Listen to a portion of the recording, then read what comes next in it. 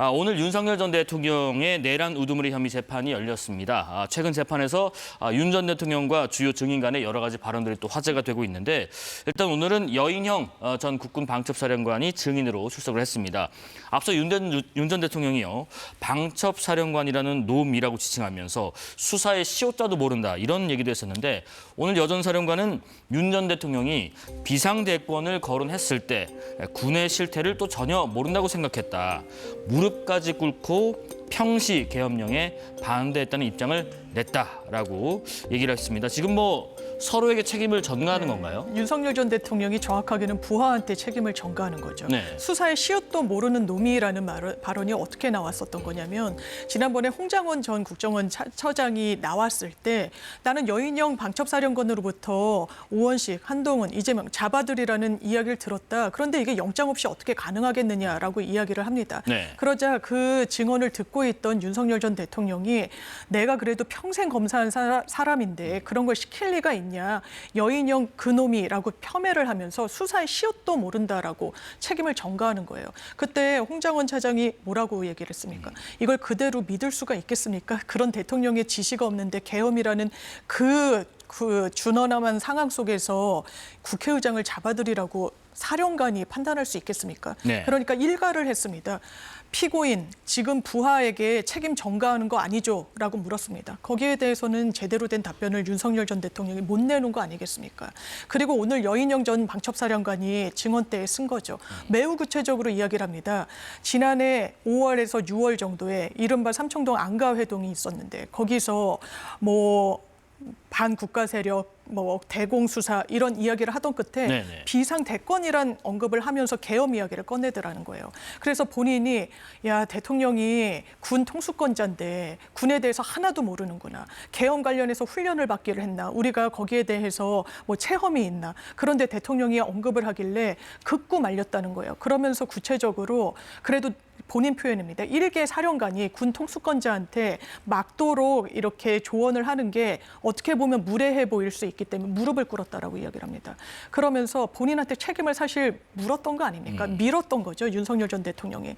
그런데 정작 그 체포조에 대해서는 증언을 거부하고 그랬어요. 그러면 이걸 종합했을 때 최종 책임, 법적 책임, 정치적 책임 누가 지는 게 맞겠습니까? 이건 윤석열 전 대통령이 이 내란의 순회라는 흐름으로 재판이 가고 있다고 말씀드립니다.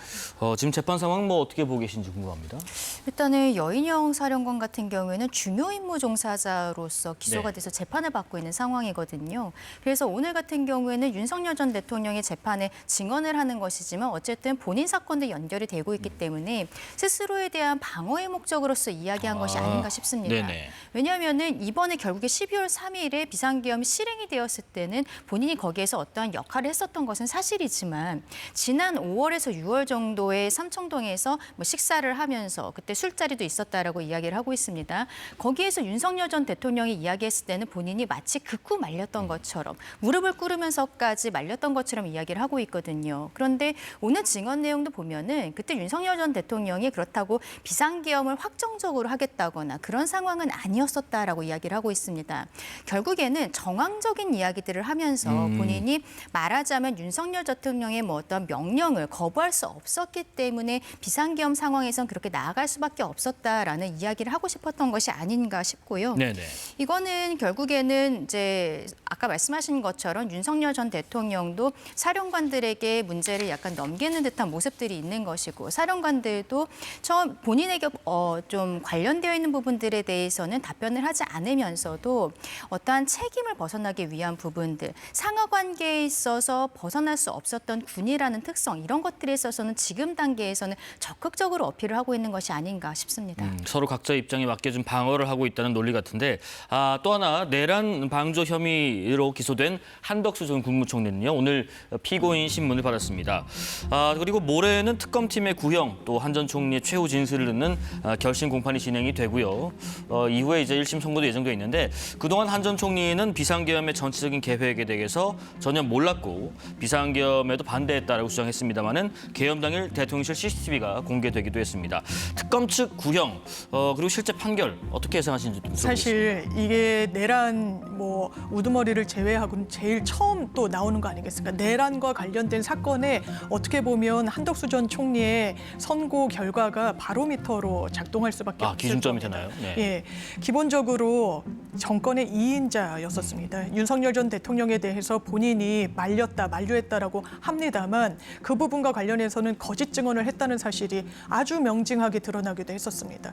계엄과 관련한 문건 보지도 못했고 내가 뒷주머니에 꽂혀 있는 걸 집에 갔다가 다음 날 새벽에 다시 출근할 때 그제서야 인지했다라고 하지만 문건을 엄청 자세하게 상세하게 검토를 하는 CCTV가 있었거든요. 네네. 그러니까 구속을 면하는 과정까지는 사실은 제가 거짓말한 게 맞습니다 하면서 이 기존 입장을 번복하기도 했습니다. 하지만 그 큰 틀에서는 또 구속을 면한 이유가 이거는 잘못된 계엄이었고 이 불법 내란이었고 그래서 국무회의도 실체라는 것도 없었다. 절차도 하등 지켜지지 않았다. 이렇게 입장을 정리해서 이야기하고 있거든요. 네. 그러면 종합했을 때 그럼에도 불구하고 이 재판장이 물었지만 이게 정권의 2인자로서 이 부분을 만류하거나 조금 더 적극적인 행위가 있었어야 되는 거 아니냐 등등과 관련해서는 아마 입이 10개라도 할 말이 없었을 겁니다. 그러면 불법을 인식하고라도 그거를 막지 못했다는 건지 그리고 계엄의 바로 다음 날은 당정대 회의가 열렸습니다. 12월 4일 날 당과 정가 대통령실 같이 모인 다음에 뭘 했습니까? 이른바 한한 체제,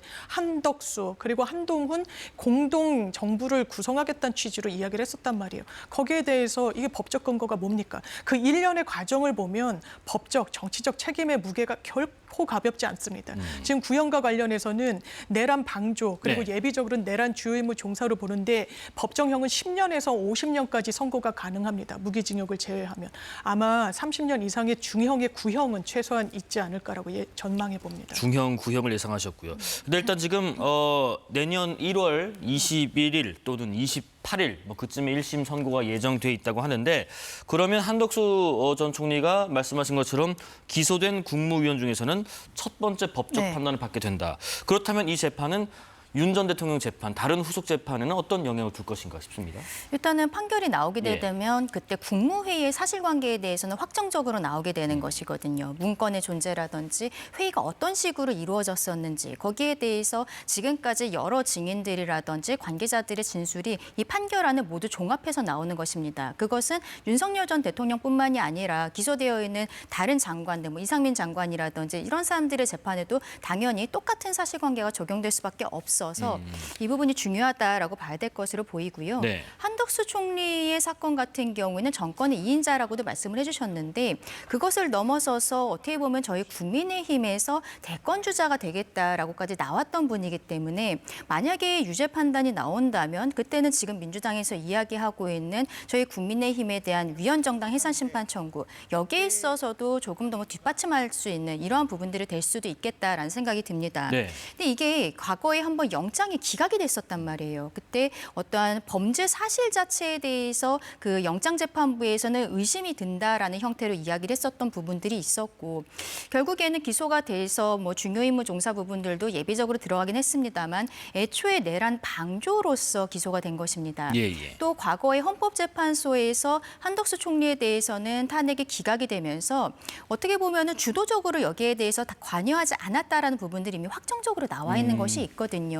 그렇다면 그 이후에 검찰 측에서 어느 정도의 증거가 보강이 된 것인가 이러한 부분들도 어떻게 보면 이번 판결 안에서 모든 것이 나올 수 있기 때문에 제대로 수사가 되었던 것인가에 대해서 국민들께서 의구심을 가졌던 부분들도 하나의 가늠자가 될 수 있지 않을까 싶습니다.